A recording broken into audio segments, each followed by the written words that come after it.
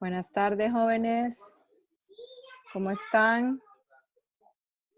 Veo que todos están bien puntuales, conectados.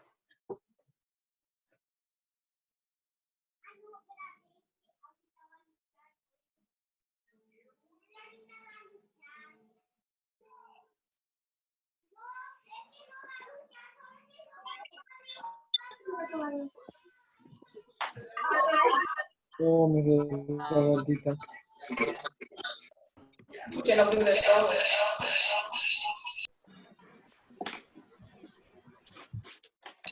Como en la cámara.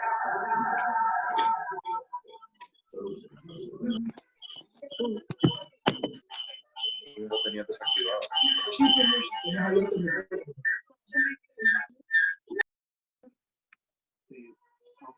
Escucha. Mira, está bien con el micrófono.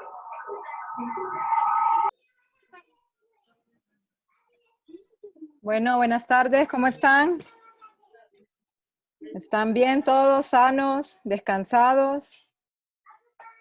Bueno, jóvenes, vamos a comenzar con esta clase. El doctor Saldaña me la pidió porque realmente esto no estaba dentro de su temario.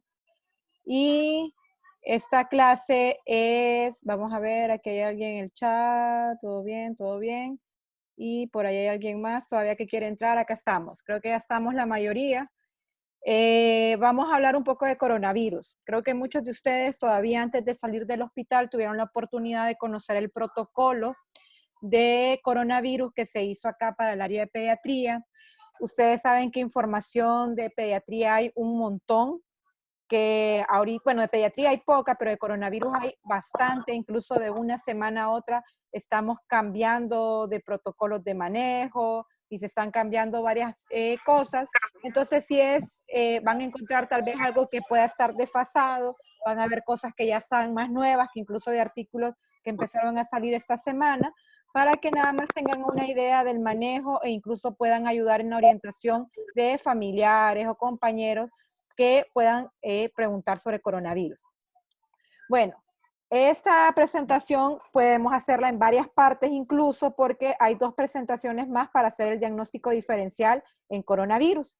Hoy vamos a hablar del SARS-CoV-2 y sobre todo los protocolos que tenemos.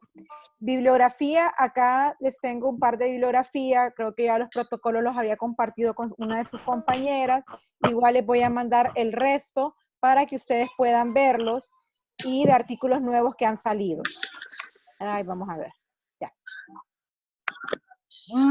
Bueno, ¿qué generalidades hay sobre el coronavirus? Pues ya todos nosotros sabemos que el coronavirus no son un virus nuevo, que ya tenemos varios virus que nosotros conocíamos desde antes, que estos virus lo que producen son una zoonosis y esta zoonosis pues ha sido la que nos ha llevado a la pandemia que tenemos actualmente. Se ha relacionado que hay un animal que se conoce como el pangolín, que es conocido en estas áreas de China y que él es el que está relacionado sobre todo con la parte de la transmisión, pero todavía no se ha detectado. Los virus de coronavirus se conocen que hay 6 en total que pueden afectar al ser humano. Hay 4 que van a producir resfriados comunes, pero tenemos los otros 2 como el SARS y el MERS, que ya eran conocidos por poder producir enfermedades graves, sobre todo estas enfermedades del síndrome respiratorio agudo.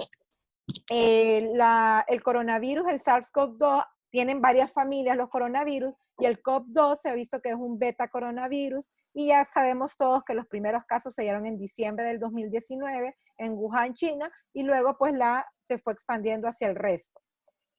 ¿Qué generalidades tenemos y qué es importante cuando hablamos sobre todo en prevención? Porque es importante empezar a decirle a la gente que se lave las manos y que insistamos en utilizar alcohol gel.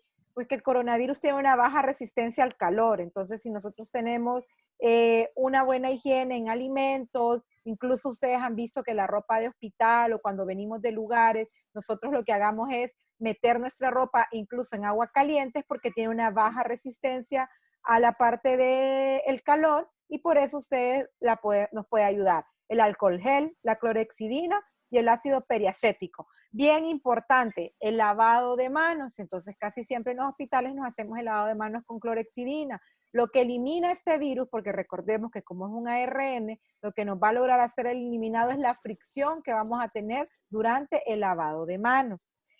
¿Qué otra cosa es importante saber? Cómo entra este virus hacia la célula. Entonces, el SARS-CoV-2 va a entrar a la célula a través de una de las proteínas, que es la enzima convertidora de angiotensina 2. Por eso al inicio, y todavía hay gente que está hablando de esta teoría, que si tomábamos estos medicamentos podíamos más bien potenciar el efecto. Ya dijo la Sociedad de Cardiología que las personas que tomen agentes antihipertensivos o para sus problemas renales de la enzima convertidora de la angiotensina 2 no lo descontinúen, porque no hay nada todavía que diga que al tomarlo realmente usted potencia la enfermedad. Pero ¿qué tiene el coronavirus? Tiene estas proteínas spike y la enzima convertidora de angiotensina queda como perfecta. Entonces se llama que es un sistema de K-log, porque queda uno justo con el otro. ¿Dónde está expresada esta proteína? Importante para esta enfermedad respiratoria, para el coronavirus, está en todo el epitelio respiratorio, desde nariz hasta los alvéolos. Y tenemos además a nivel de los enterocitos, a nivel del colon y desde el ilio. ¿Por qué es importante esto? Porque en pediatría muchos de nuestros pacientes se están presentando con diarrea. Incluso ya hay reportes de recién nacidos que su único síntoma fueron evacuaciones diarreicas y luego detectaron que sí estaba con coronavirus, con el SARS-CoV-2. Entonces, por eso es importante saber que no solo vamos a tener manifestaciones respiratorias, sino que también manifestaciones a nivel del tracto gastrointestinal. ¿Cuál es la transmisión? La transmisión va a durar más o menos entre el 1 a 14 días. Y hay dos formas de transmisión: a través del contacto directo, o sea, al estar con una persona, y este contacto directo se llama por aerosoles y gotas.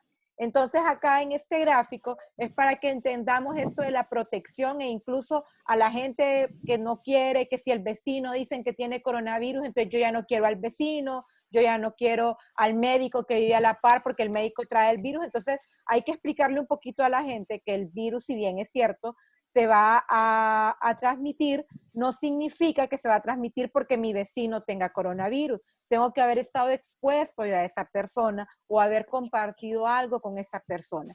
Entonces, ¿por qué el uso de mascarilla? Ya lo vamos a ver más adelante, pero ¿cómo se transmite? Aerosoles son todos aquellos que miden menos de 10 micras. Hay algunos que dicen incluso que con menos de 5 micras. Y las gotas son aquellas que van a medir más de 1 milímetro. Entonces, cuando estamos enfermos, nosotros podemos toser, podemos estornudar, y si yo utilizo mascarilla, yo voy a evitar que estos aerosoles y estas gotas puedan viajar, incluso las gotas hasta 6 metros pueden llegar en un momento de estornudo por la velocidad con la que van a salir de nuestro cuerpo. Si esta persona enferma utiliza mascarilla, entonces vamos a evitar que esto pueda llegar tan lejos. Aquí por eso la importancia de que incluso no es 1 metro la separación de otras personas, lo ideal son 2 metros, porque vemos cómo disminuye, incluso con una simple exhalación no vamos a tener gotas que puedan llegar hasta nosotros. Y de aquí viene la parte de que ocupamos contacto directo con las personas,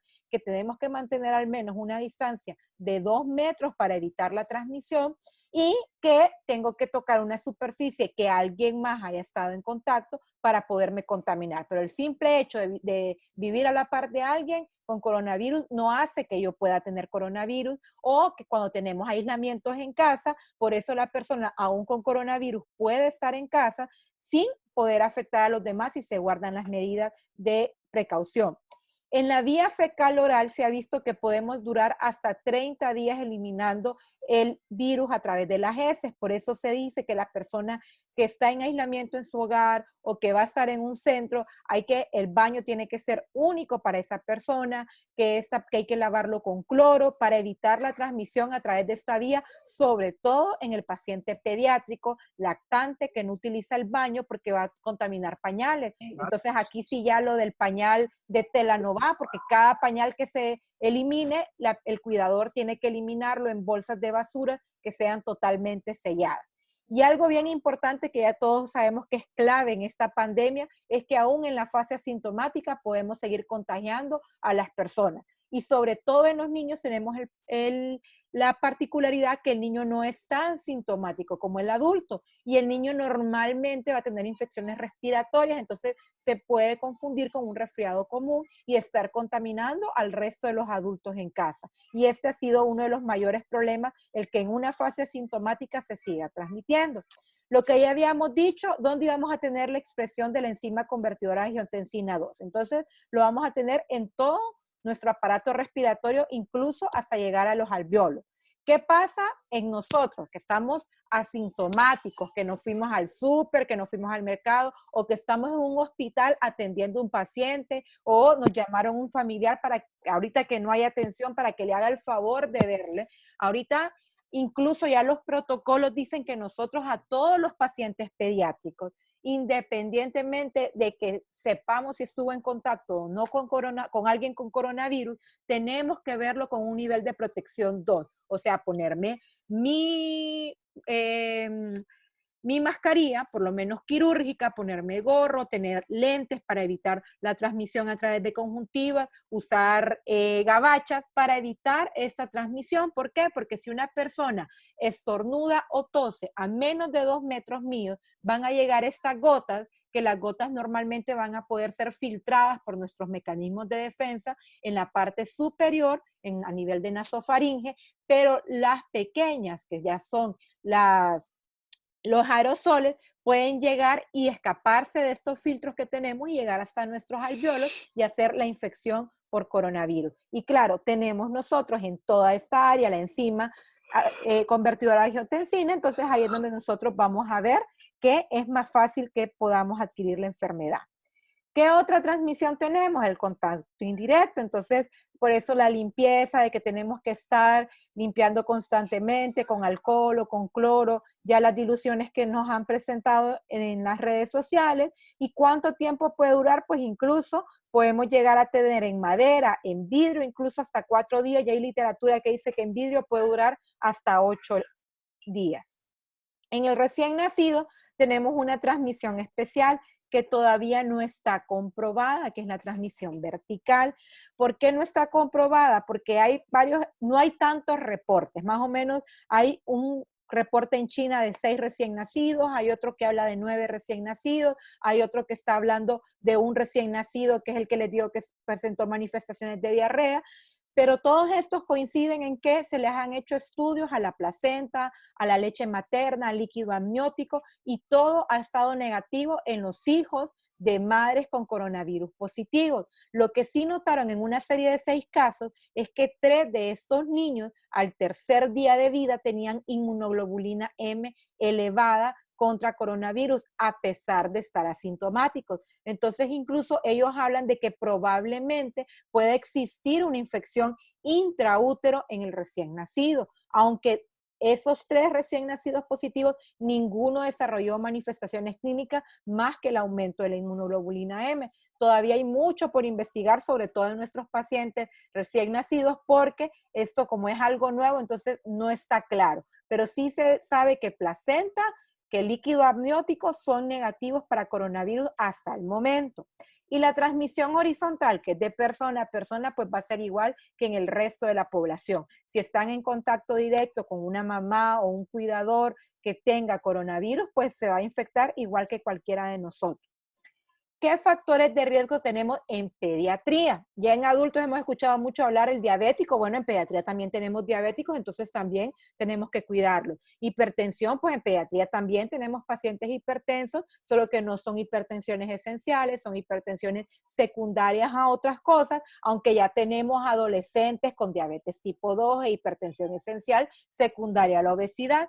Tenemos otras enfermedades que también son más crónicas, por ejemplo, el asma.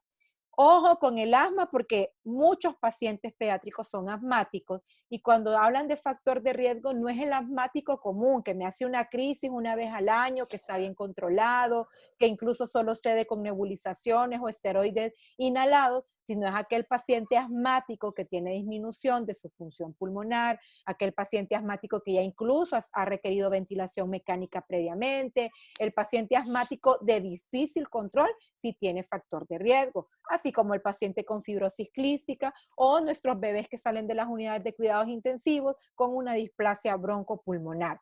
Enfermedades cardíacas, las malformaciones congénitas, las que tienen factores de riesgo son los que tienen shunt, o sea, aquel paciente que tiene una comunicación interventricular que realmente le va a producir una alteración a nuestro paciente hemodinámicamente, no el que tiene una CIA y que le dieron de alta para que venga en 6 meses, porque es una CIA pequeña, menos de 4 milímetros, no, es el que tiene una CIA de 8, de 12, que toma furosemida, que incluso necesita digoxina porque se pone congestivo fácilmente.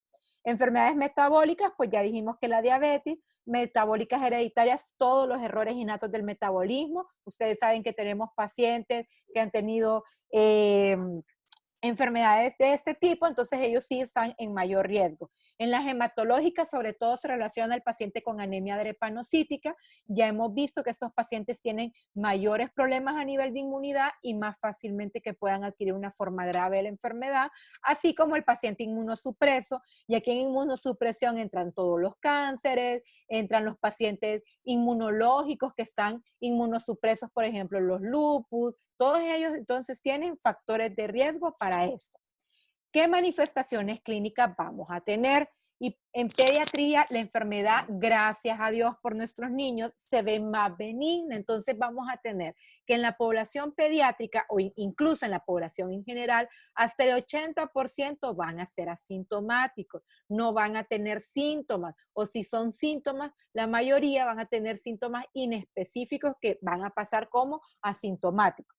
El 15% sí va a ser sintomático y de este 15%, solo un 5% va a ser una evolución fatal de la enfermedad. El problema está en que ese 5% que nos desarrolla esa evolución fatal es la que satura el servicio de salud. No estamos luchando nada más contra coronavirus. La gente tal vez no entiende o la gente yo veo que aplaude y dice que los médicos somos héroes. ¿Cuántos de ustedes ahorita en su formación no les ha tocado ver que se decide a quién se le da un ventilador mecánico? ¿Cuántos de ustedes mismos ya dicen, pobrecito este bebé porque no tiene pronóstico? ¿O cuántos han visto un dengue llegar en choque y que no hay un ventilador mecánico para ese paciente con dengue? Tenemos coronavirus, tenemos dengue, tenemos neumonía, tenemos croup, tenemos pacientes con coqueluche, tenemos una cantidad de patologías que igual requieren ventilación mecánica y encima entra coronavirus, terminamos de saturar. Tal vez algunos de ustedes estuvieron en sexto cuando estuvo la epidemia el año pasado, más o menos por esta fecha, como junio, abril, que empezó el dengue, que habían 7, 8, 9 pacientes en la emergencia en ventilación mecánica, todos con dengue, y entonces ahí es donde hablamos de una mortalidad severa. Incluso hubiera sido bien bonito que así como estamos ahorita con coronavirus, se preocuparan por dengue y por poder implementar mejores cosas para todos nuestros niños en cuidados intensivos. ¿Qué manifestaciones clínicas van a tener? Entonces dijimos, 15% de la población va a tener manifestaciones clínicas que van a poder ser desde leve, o sea, una infección no complicada, pero ya un 5% sí ya nos va a presentar una enfermedad que va a ser complicada. Entonces, la enfermedad no complicada es bien importante en el protocolo, ya les dice, no hay dificultad respiratoria, no hay signos de deshidratación, ni tengo signos de sepsis en ese paciente. Puedo tener ya una enfermedad de las vías respiratorias bajas, pero ojo, no tengo neumonía severa. O sea, puedo tener neumonía, puedo tener un paciente que no va a requerir entonces incluso el uso de oxígeno y yo lo puedo manejar en casa. Voy a tener una infección grave de las vías respiratorias bajas, entonces aquí ya sí voy a tener neumonía grave e incluso ya voy a tener pacientes que van a requerir ventilación mecánica invasiva o no invasiva. O puedo llegar a tener ya el paciente que va a estar con un síndrome de distrés respiratorio agudo, el famoso ESRA. Voy a tener pacientes con sepsis o choque.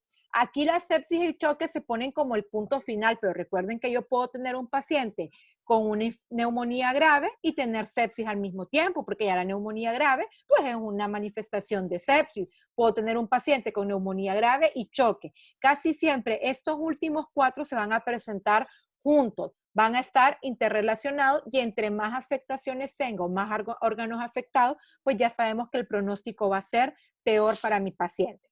¿Cuáles van a ser las manifestaciones clínicas de una infección no complicada? Entonces, síntomas inespecíficos. y vean que todos estos síntomas no nos da el resfriado común, me lo da una faringoamigdalitis estreptocócica o no estreptocócica, me lo puede tener incluso un paciente con Krupp, me lo da una diarrea aguda viral. Poder diagnosticar que esto sea coronavirus o no, pues va a depender mucho de la sospecha clínica que tengamos en este momento de pandemia, de que estamos en una fase 4, donde hay una transmisión comunitaria. Todo niño que le llegue ahorita con historia de fiebre, tos, lo que hacemos normalmente, ¿qué pasa cuando le llegan al filtro esos pacientes en las primeras 24 horas de fiebre? Y ustedes lo revisan y dicen, no tiene nada. ¿Qué le dicen a la mamá? Dele acetaminofén, báñelo y vigile, démosle signos de alarma. Como tenemos coronavirus, señora, aísle a su bebé. Si su bebé tiene menos de 2 años, no le podemos poner mascarilla, porque recuerden que si le ponemos mascarilla existe un riesgo de sofocación. Pero si el niño tiene más de 2 años, dígale a la mamá, póngale mascarilla, porque puede ser que hasta sea un coronavirus. Claro, si el niño ha estado en aislamiento, entonces hay que ver que otros adultos pueden estar con sintomatología similar. Decíamos fiebre, tos, esta tos al inicio que es seca, que luego va a empeorar hacia una tos húmeda, odinofagia, puede haber rinorrea, puede haber congestión nasal, anosmia. Anosmia se relaciona mucho en el adulto, incluso hay un estudio en China donde ellos querían hacer una relación entre la presencia de anosmia y pacientes que incluso murieron, porque ellos vieron una relación que los primeros síntomas de estos pacientes solo era fiebre y anosmia, y vieron una serie de casos donde todos los que tenían anosmia terminaron en ventilación mecánica y la mayoría de ellos fallecieron. Puede haber diarrea, puede haber dolor abdominal, puede haber vómitos, puede haber malestar general, puede haber cefalea, y mialgias también lo han tenido como un predictor de enfermedad grave. Entonces aquí, importante porque estos son los síntomas comunes de las enfermedades en nuestro paciente pediátrico. Ya una enfermedad de las vías respiratorias bajas, recuerden, aquí no complicada, no tengo neumonía grave todavía. Entonces, ¿qué tengo? El paciente que viene con la triada de neumonía, fiebre, tos y dificultad respiratoria. Entonces, ¿cómo voy a saber que tiene taquipnea o dificultad o que tiene dificultad respiratoria? Bueno, tiene algún grado de dificultad de acuerdo al uso de músculos accesorios. Tiraje intercostal, tiraje subcostal, tiraje supraclavicular, tiene aleteo nasal, tiene una respiración rítmica o tiene el paciente retracción sifoidea. Al saturarlo, aquí es bien importante porque la diferencia con una neumonía grave va a ser la saturación. Aquí, a pesar de que tengo tos, fiebre y dificultad respiratoria, todavía el paciente tiene una saturación arriba del 92%. Entonces, no hay signos de neumonía o enfermedad grave. Solo tengo esto, puede que empiece a escuchar crepitantes, puede que no los tenga, y bien importante, todavía mi saturación arriba del 92. Métodos diagnósticos, ya sabemos que está la radiografía. Incluso estaba leyendo, ya les dicen los consensos de los radiólogos. Puede que usted haga una rayos X y en la rayos X en los primeros días usted la vea normal, pero que cuando usted haga la tomografía pulmonar sí me tenga datos ya de infiltrados que van a ser bilaterales y que van a ir aumentando de tamaño en el tiempo. Entonces, ahí lo ideal sería que todo paciente ahorita que nos llegara con tos, taquipnea, fiebre, le pudiéramos hacer una tomografía pulmonar.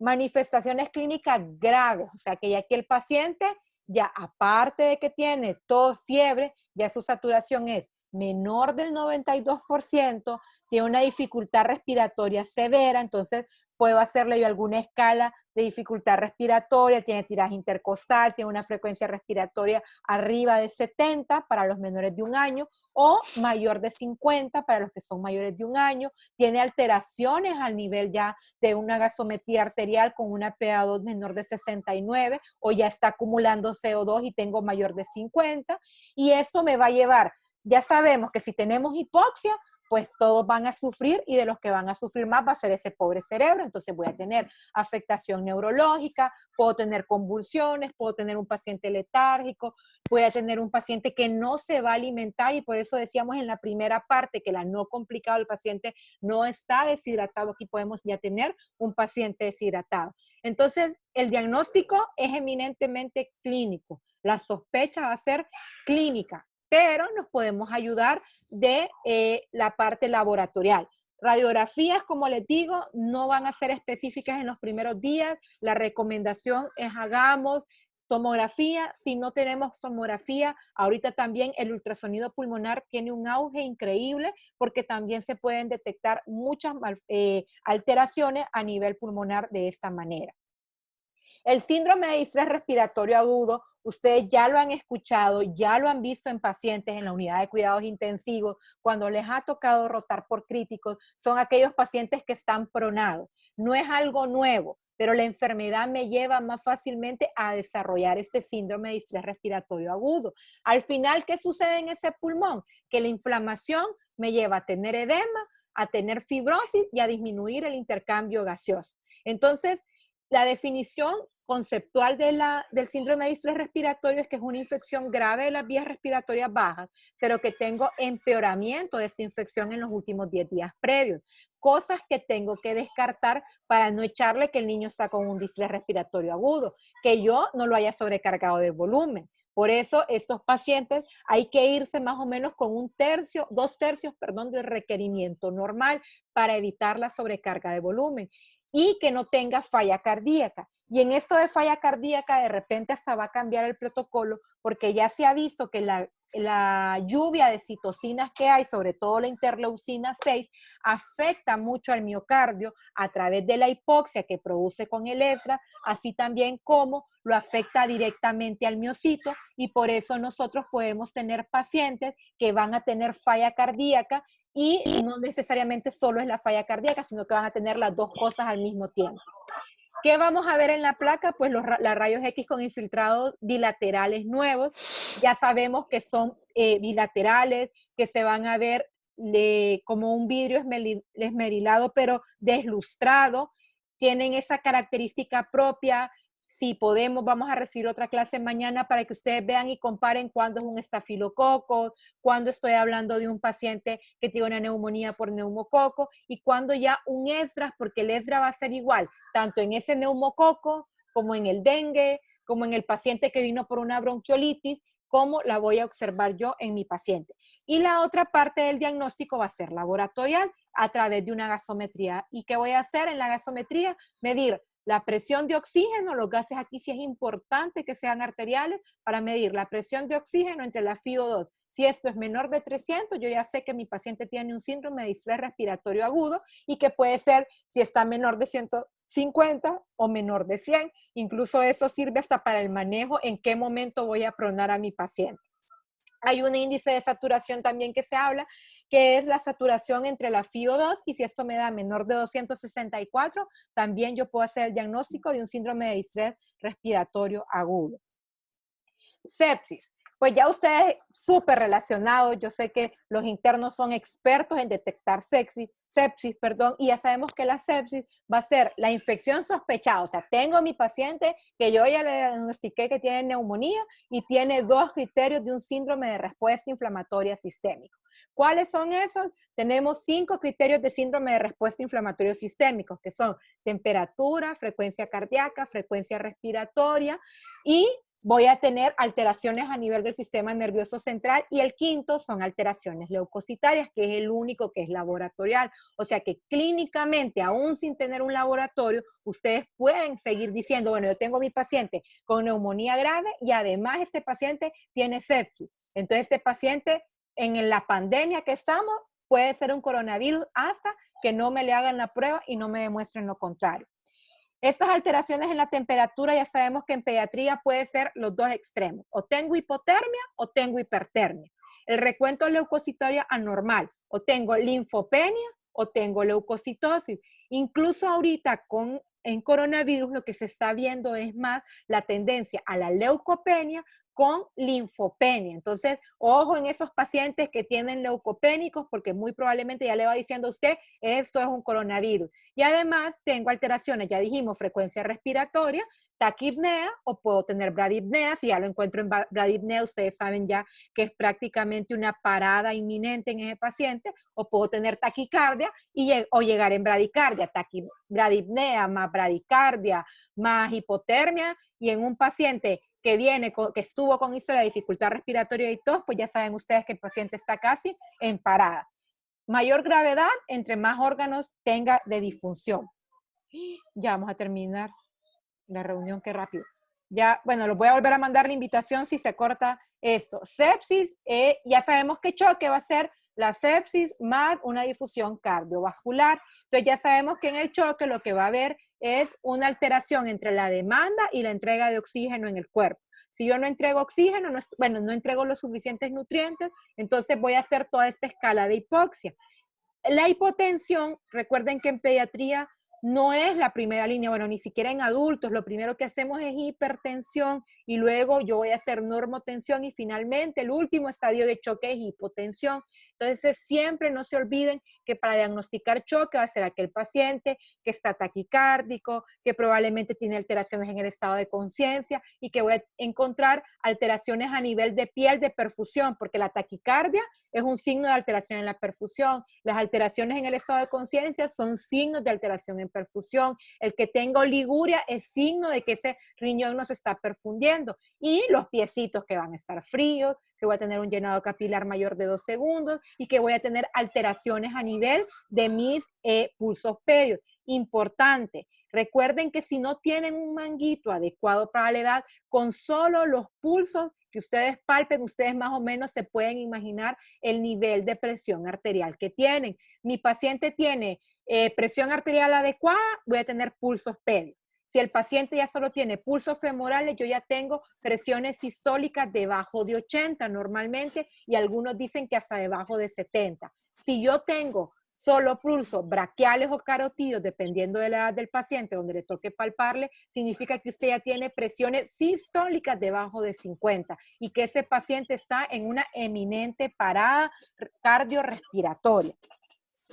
¿Qué exámenes van a hacer? Bueno, los exámenes van a depender del cuadro clínico del paciente. Si le viene un paciente y es un paciente que viene con una enfermedad no grave, que el paciente solo es sospechoso hasta este momento y usted lo va a dejar en vigilancia, entonces es mandatorio. Todo paciente que usted sospeche se le debería de hacer el PCR para coronavirus. No se está haciendo así en el sistema de salud, pero lo ideal es que se lo hagamos porque es la única forma en que detectemos.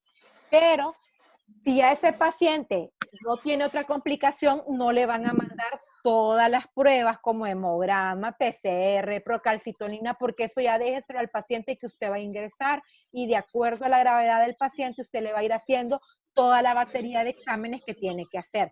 ¿Qué vamos a hacer?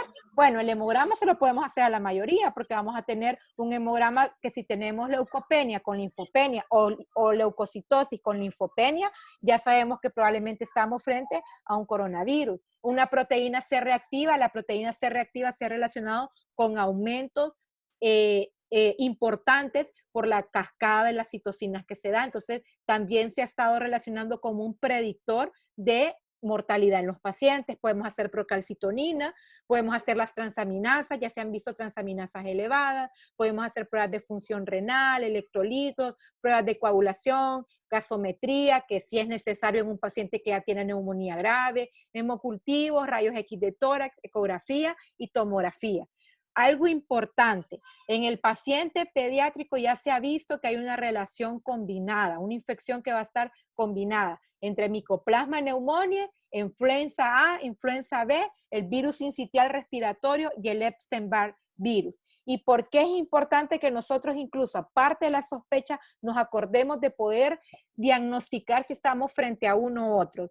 Colombia, Argentina han dicho en varios de sus webinars que ellos, pacientes que ingresan con dificultad respiratoria, les están haciendo de rutina influenza A y B y están haciendo serologías para Epstein-Barr para poder diagnosticar. Igual desde un comienzo lo están manejando como coronavirus porque podría tratarse de pacientes con coronavirus también. Entonces, pero ellos van viendo si descarté influenza, descarté Epstein-Barr, no tiene manifestaciones para un micoplasma y aunque no me salga la prueba de coronavirus, pues es coronavirus.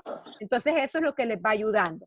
Criterios de hospitalización. Así como la neumonía tiene sus criterios, pues entonces coronavirus, si se fijan, van a ser similares al de cualquier neumonía. Paciente con dificultad respiratoria, paciente que tenga una saturación menor de 92%, paciente que tenga una intolerancia a la vía oral o que esté deshidratado, paciente con alteraciones en el estado de conciencia o pacientes que tengan signos de sepsis o choque. Yo le agregaría aquí paciente que no pueda recibir una en su domicilio tener un adecuado aislamiento. Recuerden que en nuestras comunidades, en nuestras casas, no todas las personas tienen 2, 3 habitaciones. Mucha de nuestra población en una habitación viven todos. Entonces, si bien el niño tiene sospecha de coronavirus, aunque esté bien, pero va a estar con los otros 5 hermanitos o los otros 3 hermanitos, papá, abuelito, mejor déjelo para que usted garantice un buen aislamiento de ese niño y evite que vaya a enfermar al resto de las personas en sus casas. Criterios de ingreso a UCI, pues va a ser aquel paciente con insuficiencia respiratoria, que desarrolla un ESRA, que tiene un choque séptico, que tiene disfunción multiorgánica o que tiene esta evaluación pediátrica que es el PIU mayor de 4. En las normas está al final cómo se valora el PIU, pero una forma más rápida y que ustedes van a ver que el PIU es lo mismo que valora, solo que ya tengo que aprenderme un poco de parámetros más, es más fácil este triángulo de evaluación pediátrica rápido. ¿Cómo está el aspecto? ¿Cómo está la respiración y cómo está la circulación? Si yo tengo alteración en alguno de estos, pues yo ya sé que el paciente está con una enfermedad moderada a grave. Y si tengo en 2, el paciente tiene una enfermedad grave. Y si tengo los 3, el paciente está en una parada cardiorrespiratoria inminente. Entonces, rápidamente vemos, el paciente viene somnoliento, letárgico, viene con tiraje, con retracción sifoidea, con aleteo nasal, satura 85%, viene pálido, frío, con mal llenado capilar. El paciente no tarda en hacer la parada si no lo atendemos ya. O mi paciente viene letárgico, pero viene con tiraje, viene con saturación de 90, pero viene con buenos pulsitos, rosaditos, entonces yo ya sé que el paciente viene con insuficiencia respiratoria y ocupa también manejo, pero ya solo respiratorio. Entonces este triángulo nos ayuda rápidamente, en menos de un minuto, a podernos ubicar qué tan grave está mi paciente y qué tan rápido tengo que actuar en él. Recién nacido, el manejo del recién nacido todavía salen varias cosas. Entonces OMS recomienda una cosa, la American Journal de Neonatología me recomienda otra, España dice también otra cosa, y siempre recuerden que en el recién nacido hay algo que se quiere mantener y es el vínculo madre-hijo, e incluso el vínculo con la familia, porque es bien importante para poder lograr un neurodesarrollo en el recién nacido. Entonces ahorita lo que se maneja así a nivel general es que todo hijo de madre que va a ser sospechoso confirmado por coronavirus debería ser hospitalizado para poderlo vigilar, porque el diagnóstico no se va a hacer inmediatamente que nazca. No se ha visto ningún recién nacido que salga positivo incluso en las primeras 24 horas con coronavirus. Que se haga el apego precoz, pues ya vamos a ver que se puede o no se puede hacer. Que dependiendo de la mamá voy a dar alojamiento conjunto o no, que puedo dar lactancia materna si la mamá está bien, o que puedo tener, el manejo va a depender lo demás de acuerdo a la gravedad. Esto se acaba, se va a apagar, se va a cortar la participación, les mando la invitación para que en los últimos 20 minutos darles y después ustedes se puedan unir a la clase con la doctora Amy. Entonces ya les mando la invitación nuevamente, chicos.